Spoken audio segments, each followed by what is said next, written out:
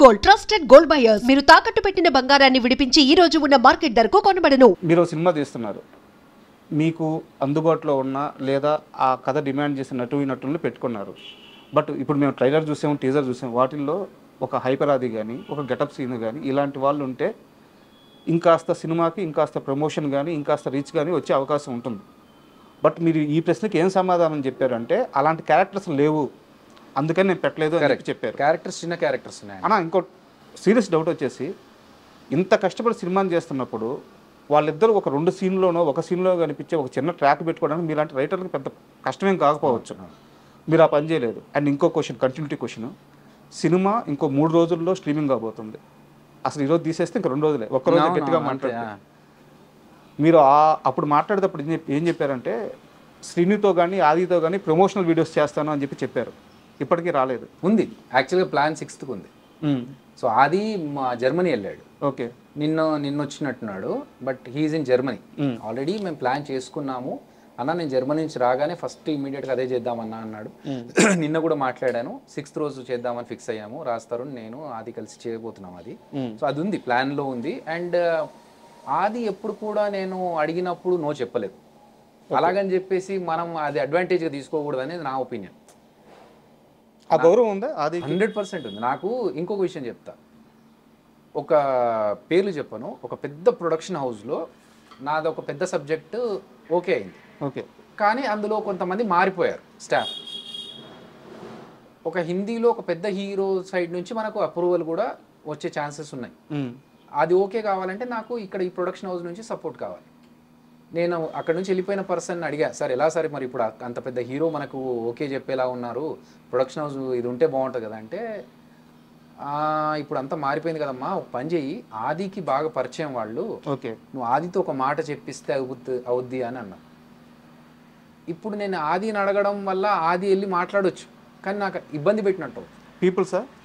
అది నేను చెప్పాను, పేర్లు చెప్పాను. అర్థమైందండి. సో మనకు ఇప్పుడు ఆది నాకు ఒక గ్రాటిట్యూడ్ చూపించినంత మాత్రాన, ఆది నేను పిలిచినప్పుడు రెస్పాండ్ అయినంత మాత్రాన ఆది నాకు ఇది చెయ్యి అది చెయ్యి అని చెప్పి అడగడం అనేది నాకు కరెక్ట్ కాదనిపిస్తుంది. ఎవరైనా సరే, నేను ఇప్పుడు ఈవెన్ ఆదిని కూడా ఏంటంటే నీకు ఫ్రీ ఉన్నప్పుడు ఆది అని అడుగుతాను తప్ప, ఆది నువ్వు వచ్చి ఇది చేసి పెట్టమ్మా, నాకు అది చేసి పెట్టమ్మా అని అడగడం అనేది ఇబ్బందులు పెట్టడం నాకు ఇష్టం ఉండదు. అంతే తప్ప మన సినిమాలో కూడా నిజంగా చెప్పాలంటే మీరు చూడండి 7th రోజు చూస్తే మీకు అర్థమవుతుంది, ఆది చేయగలిగేంత పెద్ద క్యారెక్టర్స్ లేవు. అలాగని చెప్పేసి నేను తీసుకొచ్చి ఆది నువ్వు చెయ్యంటే చిన్న క్యారెక్టరే చేస్తాడు, కానీ నేను దాన్ని అడ్వాంటేజ్గా తీసుకున్నట్టు అవుతుంది. అలా తీసుకోవడం నాకు ఇష్టం. అంటే ఎందుకు అడిగానంటే ఈ క్వశ్చన్, ఈ 9 నెలలు 10 నెలల కాలంలో మీరు ఎంత స్ట్రగుల్ పడ్డారో ఈ 2-3 రోజుల్లో తెలుసుకున్నాను నేను. చాలామందికి ఫోన్లు చేస్తే కొంతమంది ఏమో బడ్జెట్ గురించి మాట్లాడకుండా వచ్చి షూట్ చేశారు. వీళ్ళు ఖచ్చితంగా నా మనుషులే కదా, వచ్చి హెల్ప్ చేస్తారు కదా, నాతో కష్టంలో పాలు పంచుకుంటారు కదా అనుకున్న వాళ్ళు ఈ రెమ్యునరేషన్ అయితే నేను చేయను. యాక్చువల్గా అది చెప్పేసి చేశారా? అయిందండి. నాకు ఇప్పుడు మన టేస్టీ తేజ కావచ్చు, ఇమాన్యుయల్ కావచ్చు, అప్పారావు గారు, వీళ్ళందరూ కూడా చిన్న చిన్న క్యారెక్టర్స్ అయినా కూడా షూట్ ఉంది ఇలా పలానారు అంటే నేనేం చేశాను, అలాగే సేమ్ థింగ్ ఇలా అడ్వాంటేజ్గా తీసుకోవద్దు అనే ఉద్దేశంతో మా ప్రొడక్షన్ మేనేజర్తో మాట్లాడించి ఎంత బడ్జెట్ ఉంది ఏంటి అన్నీ క్లియర్గా చెప్పండి ఫస్టే, ఇక్కడికి వచ్చిన తర్వాత మళ్ళీ వాళ్ళు ఫీల్ అవ్వద్దు అని చెప్పి మాట్లాడిస్తే, ఇమ్ము కావచ్చు తేజ కావచ్చు వీళ్ళంతా ఏంటంటే బడ్జెట్ గురించి పక్కన పెట్టండి అన్న, అభియాన సినిమా మేము వచ్చి చేస్తామన్న వీళ్ళు. ఇంకొక పర్సన్ ఏంటంటే అతను చాలా పాత పరిచయం, ఆయనకు ఫోన్ చేసి ఇలా మంచి క్యారెక్టర్ ఉందండి, మీరైతే బాగుంటుంది సూట్ అవుతారు ఆ క్యారెక్టర్కి అంటే, అయ్యో అభి గారు మీరు కోవిడ్ టైంలో నాకు హెల్ప్ చేశారు, ఆ మాత్రం చేయలేమా, ఇంకా మనోళ్ళు కూడా ఉన్నారు తీసుకొస్తాను నేను అంటే, అట్లాగని చెప్పి ఫ్రీగా అడగట్లేదండి, మీకు బయట ఇచ్చేదానికంటే కొంచెం తక్కువ ఇవ్వచ్చు కానీ రెమ్యునరేషన్ మాత్రం పక్కాగా ఉంటుంది అని చెప్పి మాట్లాడితే, ఓ తప్పకుండా అది అన్నారు. కట్ చేస్తే మా మేనేజర్ ఫోన్ చేస్తే, లేదండి ఇంత బడ్జెట్ అయితే నేను రాను, అంత బడ్జెట్ అయితే వస్తాను అని అన్నారట.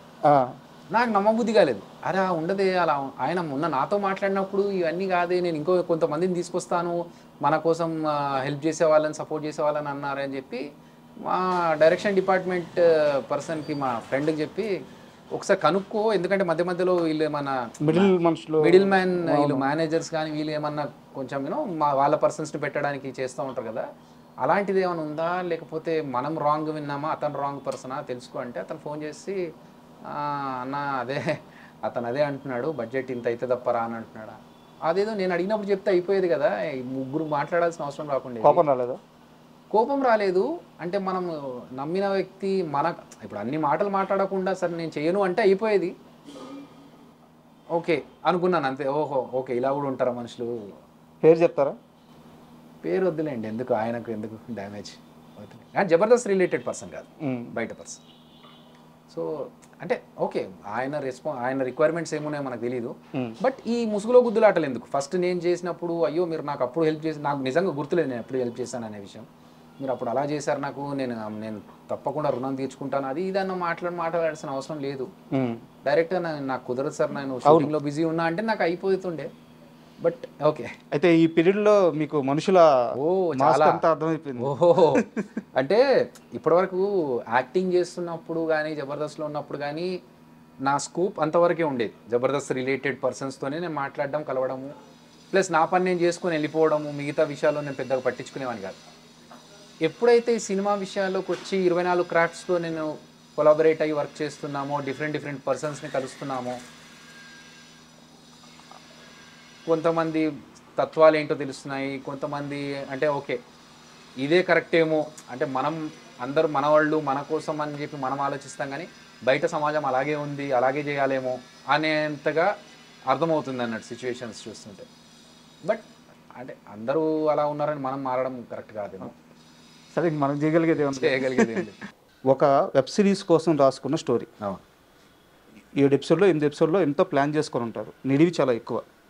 దాన్ని అవుట్పుట్ చూసుకున్నారు, చాలా మంచిగా వచ్చింది, అది నాకు తెలుసు. ఆహా నుంచి మనకు తెలిసిన వాళ్ళు కూడా చెప్పారు సినిమా చాలా బాగా వచ్చిందని చెప్పారు. Okay, accepted. బట్ నా డౌట్ ఏంటంటే 8 గంటల రన్ టైంకి ఒక రకమైన స్క్రీన్ ప్లే ఉంటుంది, ఒక రకమైన టేకింగ్ ఉంటుంది. దాన్ని సినిమాగా అడ్జస్ట్ చేసేటప్పుడు చాలా ప్రాబ్లమ్స్ వస్తాయి. అంత కరెక్ట్గా కన్సీవ్ అయిందా, ఆ డెలివరీ కరెక్ట్గా కుదిరిందా? డెఫినెట్లీ రాజా గారు. అంటే నేను వెబ్ సిరీస్ చేస్తున్నప్పుడు కూడా ఎలా చేద్దాం అనుకున్నానంటే, నేను ఒక డైరెక్టర్ అవ్వాలి, సినిమా డైరెక్టర్ అవ్వాలి. సో సినిమాల గురించి చాలా ప్రయత్నాలు చేసాము. చాలామంది చూడడానికి ఏమనుకుంటారంటే సినిమా యాక్టర్ అంటే ఈజీలీ డైరెక్టర్ అయిపోవడము. ఇప్పుడు వేణు డైరెక్టర్ అయ్యాడు కాబట్టి బలగంతో, జబర్దస్తులు అందరూ యాక్టర్స్ నుంచి డైరెక్టర్లు అయిపోవడం ఈజీ అనుకుంటున్నారు, కానీ దానికోసం ఎంత స్ట్రగుల్ చేసామనేది ఎవరికి తెలియదు. సో నేను చాలా సబ్జెక్టులతో చాలా డిస్కషన్స్, ప్రొడ్యూసర్స్ని కలవడం, ఇవన్నీ జరిగి ఇంకా చివరికి వచ్చినప్పుడు నాకు వెబ్ సిరీస్ది ఈ అవకాశం వచ్చింది. ఈ వెబ్ సిరీస్ చేసినా కూడా నేను దీన్ని ఒక ప్రాపర్ క్వాలిటీతో, ఒక సినిమాకైతే ఎంత డెడికేషన్ పెట్టి చేస్తామో, ఒక థియేట్రికల్ సినిమాకైతే ఎంత కాంట్రిబ్యూట్ చేస్తామో అలాగే ఉండాలి తప్ప, ఏదో వెబ్ సిరీస్ కదా, ఓటీటీ కదా అని చెప్పి ఎక్కడ తక్కువ అంచనా వేయకుండా నా 100% పెట్టాను. సో అలా చేస్తున్నప్పుడు ఒక 6 ఎపిసోడ్స్కి తగ్గట్టుగా మనం రాసుకున్నాము. అంత చేసిన దాన్ని మళ్ళీ అవుట్పుట్ చూసిన తర్వాత ఇది బాగుంది, సినిమాలాగా పెట్టుకుందాం అన్నప్పుడు ఇంకా దీని అన్నిటిని ట్రిమ్ చేసుకుంటూ తీసుకొని వచ్చి మళ్ళీ ఒక 2 hours సినిమా చేయాలి. It's a big challenge. అవును. కానీ రాక నాకు అవకాశం వచ్చింది. నేను ఇలాగే చేస్తాను, నేను అలాగే చేస్తాను. ఎందుకు? నేను ఇప్పుడు వాళ్ళు అడిగిన రిక్వైర్మెంట్ని నేను ఫుల్ఫిల్ చేస్తేనే కదా నేను ఒక స్పెషల్ పర్సన్ అవుతాను, నేను ఒక డిఫరెంట్ పర్సన్ అవుతాను. లేదు మాకు ఇది కష్టం సార్, ఇది చేయలేము అన్నప్పుడు ఇంకా what is the use of taking Abhi? So నేను దాన్ని ఛాలెంజ్గా తీసుకొని కొన్ని సీన్స్ కట్ చేయడం, లెంత్ తగ్గించడము, కొన్ని క్రిస్ప్ చేయడం, అవన్నీ చేసుకొని 2 hours సినిమా చేశాను. కానీ ఏం చేశానంటే, ఈ సీన్స్లో ఏవైతే కట్ అయిపోయాయో ఈ సినిమాలో, చిరంజీవాలో కొంతమంది యాక్టర్స్వి, వీళ్ళందరినీ గుర్తుపెట్టుకొని నేను నెక్స్ట్ కామాఖ్య సినిమా చేస్తున్నాను కదా, దాంట్లో క్యారెక్టర్స్ ఇచ్చాను. ఓకే, ఎవరెవరి సీన్స్ అయితే ఇక్కడ కట్ అయ్యాయో అందులో కొంతమందికి, ఎందుకంటే అందులో కూడా కొంత స్పేసే ఉంది, కొంతమందిని నా నెక్స్ట్ సినిమాలో పెట్టుకున్నాను. మిగతా వాళ్ళు ఎవరు ఉన్నారో నాకు గుర్తుంది, ఎవరెవరైతే సీన్స్ కట్ అయినా వాళ్ళని తీసుకెళ్ళి ఇంకో దాంట్లో పెట్టి. ఈ డిసిషన్ ఎవరిది? అంటే అరవింద్ గారిదే, ఆహా టీమ్దా? ఆహా కంటెంట్ టీమ్. ఓకే, అంటే బాగా వస్తుంది దీని వెబ్ సిరీస్ కంటే సినిమాగా అయితే ఇంకెక్కువ రీచ్ అవుతుంది, రాజ్ తరుణ్ కూడా ఉన్నాడు కాబట్టి. సో సినిమాగా అయితేనే బాగుంటుంది అన్నప్పుడు నాకు కూడా అలాగైతే నాకు కూడా అడ్వాంటేజ్ అనిపించింది. ఎందుకంటే వెబ్ సిరీస్ లాగా పెట్టి చేసే కంటే సినిమా అయితే నాకు ఇంకొక బెనిఫిట్ కూడా అనిపించి నేను ఛాలెంజ్గా తీసుకున్నాను. అరవింద్ గారిని కలిసారా? కలిసాము. Cinema release. అవునవును. యాక్చువల్గా ఆయనకు ఫస్ట్ టైం స్టోరీ చెప్పడానికి వెళ్ళినప్పుడు కలిసాము. ఓకే, తర్వాత ఆహా నుంచి అప్డేట్స్ వెళ్తా ఉన్నాయి, కానీ పర్సనల్గా కలవలేదు. సినిమా ఇప్పుడు రిలీజ్ కదా, అప్పుడు వెళ్ళి కలుస్తాను. స్టోరీ చెప్పడానికి వెళ్ళినప్పుడు ఎలా ఉండింది అన్నారు? చాలా ఎంజాయ్ చేశారు. ఆయన 20 minutes టైం ఇచ్చారు. 20 minutesలో ఆయన విని చాలా హ్యాపీగా ఫీల్ అయ్యి ఒక 15 నిమిషాలు పక్క రూమ్లో కూర్చున్నాము. వచ్చి ఆహా టీం శ్రావణి గారు వచ్చేసి నచ్చిందండి అరవింద్ గారికి, వీఆర్ ప్రొసీడింగ్ విత్ ఇన్ అన్నారు. అదిరే అభి అంటే సామాన్యమైన వ్యక్తి కాదు. ఎందుకంటే ఒక మనిషిని ఒక్కసారి చూసిన తర్వాత వాళ్ళ టాలెంట్ ఉందా లేదా, మనకు పనికొస్తారా పనికిరాడా, ఏ ఫీల్డ్కి సరిపోతాడు, ఇవన్నీ అంచనా వేయగలరు. అలా అంచనా వేసే ఈరోజు కొన్ని 10 మంది మీ శిష్యులు జబర్దస్త్లో కానీ బుల్లితెర మీద కానీ ఉన్నారు. ఇక్కడ నా స్ట్రైట్ క్వశ్చన్ ఏంటంటే, కొన్ని రోజుల క్రితం బండ్ల గణేష్ గారు మాట్లాడుతూ అల్లు అరవింద్ అసలు ఏమీ చేయడు, క్రెడిట్ మొత్తం ఆయన జేబులో వేసేసుకుంటాడు, ఓకే గమ్ముగా సింపుల్గా అలా కూర్చొని ఉంటాడు, సక్సెస్ వస్తే మాత్రం ఆయన జేబులో పడిపోద్ది, రాజా లైఫ్ అది ఇది అని చెప్పి మాట్లాడారు. మీరు అరవింద్ గారిని కలిశారు, బండ్ల గణేష్ గారి మాటలతో మీరు ఏకీభవిస్తారా? అసలు ఫస్ట్ ఆఫ్ ఆల్ ఆయన అన్న విషయం నాకు తెలీదు, కానీ మేము అరవింద్ గారిని కలిసిన దాని ప్రకారం అయితే ఆయన చాలా వెల్కమింగ్గా ఉన్నారు. అంటే నేను ఇంతకుముందే చెప్పా, చాలా స్ట్రగుల్ చేస్తే నాకు వచ్చిన ఆపర్చునిటీ ఇది. అలా అనుకుంటే ఆయన నాకు ఈ సబ్జెక్ట్ ఇవ్వాల్సింది కాదు. ఒకవేళ మీరు అన్న ప్రకారం ఆలోచించి, గణేష్ గారు అన్న ప్రకారం ఆలోచించి ఉంటే ఎందుకు అతనితో వెళ్ళడము, ఎవరో తెలిసిన డైరెక్టర్ని పెట్టుకొని చేసుకోవచ్చుగా, ఆల్రెడీ చేసిన సినిమాలు డైరెక్ట్ చేసిన అతనితో వెళ్ళొచ్చు కదా, ఈ అబ్బాయితోనే ఎందుకు అని కూడా అడగొచ్చు. కానీ అభి డైరెక్ట్ చేస్తున్నాడు. నిజంగా చెప్పాలంటే నన్ను ఆయన గుర్తుపట్టలేదు. ఓకే, జబర్దస్త్ అదిరే అభిని గుర్తుపట్టలేదు. ఎలా గుర్తుపట్టి? నేను వెళ్ళాను, మామూలుగా వెళ్ళాను, నమస్తే సార్ నా పేరు అభినయ కృష్ణ అంటే ఓకే అమ్మ కూర్చో అన్నారు. శ్రావణి గారు అంతా సబ్జెక్ట్ గురించి చెప్పమన్నారు, మేము నరేష్ని ఇచ్చాం, బయటకు వచ్చాను అంతే తప్ప నేను జబర్దస్త్లో చూశానమ్మా నిన్ను ఏం లేవు. సో ఆయన నన్ను గుర్తుపట్టలేదు అనే విషయం నాకు అర్థమైంది. సో ఒక అభి అనే పర్సన్ వచ్చాడు, నరేష్ని ఇచ్చాడు, కొత్తతను ఫస్ట్ టైం సినిమా చేస్తున్నాడు అని చెప్పి ఆయన మనకు అవకాశం ఇచ్చారు అప్పుడు. అంతే తప్ప ఇతను జబర్దస్త్ చేశాడు, ఇతనికి టైమింగ్ సెన్స్ ఉంది, లేకపోతే కామెడీ పంచ్లు బాగా ఇస్తాడు, ఇట్లాంటివి కన్సిడర్ చేసేయలే. మంచి కథ ఉంటే ఆహాలో అంత ఈజీ. అదే జరిగింది. మంచి అట్లా అని చెప్పి ఈజీ యాక్సెస్ అని కాదు, it has to go from one stage to another stage. మనం ఫస్ట్ లైన్ చెప్పాము, తర్వాత డెవలప్ మంచి కథ ఉంటే. ఎగ్జాక్ట్లీ. సో నేను అంతకుముందు నేను కూడా వేరే కథలు చెప్పాను, అవి నచ్చలేదు వాళ్ళకి. ఒక 4-5 కథలు చెప్పిన తర్వాత ఇది కాదు అన్న తర్వాత పట్టు వదలని విక్రమార్కుల్లా నేను ఇంకో కథ రెడీ చేసుకొని ఇది లైన్ అండి, మీరు ఓకే అంటే నేను డెవలప్ చేస్తానంటే ఇది బాగుంది గో హెడ్ అంటే మళ్ళీ దాన్ని నేను ఇంకొక అతనితో డెవలప్ చేయించి నేను కొంచెం దాంట్లో అప్డేట్ చేసుకొని అన్నీ చేసి ఒక 4-5 లెవెల్స్ దాటినాక అప్పుడు అరవింద్ గారి దగ్గరికి వెళ్ళాను. సో అరవింద్ గారు ఎప్పుడు అంటే మీరు అన్న ప్రకారం, గణేష్ గారు అన్న ప్రకారం అనుకుంటే మాత్రం నాకు అవకాశం రాకూడదు. బట్ ఆయన ఛాన్స్ ఇచ్చారు. అండ్ నాకు కూడా తెలిసిన విషయం అంటే పర్సనల్గా ఆయనతో ఎక్కువ ర్యాపు లేదు నాకు అరవింద్ గారితో, కానీ మిగతా వాళ్ళు కూడా చెప్పింది ఏంటంటే సినిమా కోసం ఆయన కొంచెం లీనియన్స్ ఇస్తారు, ఇది ఇంత బడ్జెట్లోనే చెయ్యాలి అని వేరే వాళ్ళు అన్నా కూడా కాదండి కొన్నిసార్లు బడ్జెట్ కాదు, సినిమాని ప్రేమించి కొన్నిసార్లు చేయాల్సి వస్తుంది అని చెప్పి ఆయన అంటారని నాకు తెలిసింది. మీరు మీ క్వశ్చన్ అడిగిన తర్వాత నేను కనుక్కోలేదు, నాకు ఫస్టే వచ్చిన ఇన్ఫర్మేషన్. సో సినిమా మీద ప్రేమ ఉంది కాబట్టి ఆయన 2 సంవత్సరాల నుంచి ఉన్నారు. అన్నా మీకు బడ్జెట్ ఎంత ఇచ్చారు, ఎంతలో కంప్లీట్ చేశారు? Good question. ఇది ప్రొడ్యూసర్స్ని అడగాలి క్వశ్చన్, ఎందుకంటే కొన్ని విషయాలు బయటకు చెప్పకూడదు. బట్ నాకు చాలా లిమిటెడ్ బడ్జెట్ ఇచ్చారు. ఆ బడ్జెట్లోనే కరెక్ట్గా with in mentioned budget, with in the mentioned time line నేను ఫినిష్ చేశాను. అది నా సక్సెస్. థియేటర్లోకి వచ్చి ఆర్ ఓటీటీలోకి వచ్చి జనాలు చూసిన తర్వాత వచ్చేది నాకు డెఫినెట్గా ఆశీర్వాదము. కానీ నాకు నేనుగా సంతోషపడ్డ విషయం ఏంటంటే నాకు చెప్పిన బడ్జెట్లో, చాలా లిమిటెడ్ బడ్జెట్, ఆ చెప్పిన బడ్జెట్లో చెప్పిన టైం లైన్స్లో నేను ఒక కార్పొరేట్ స్టైల్లో వర్క్ చేసుకొని దానికి ఒక డెలివరబుల్స్ ఉంటాయి మనకు కార్పొరేట్ సిస్టంలో, ఎవ్రీడే స్టేటస్ కాల్, డెలివరబుల్స్ ఇవన్నీ ఉంటాయి.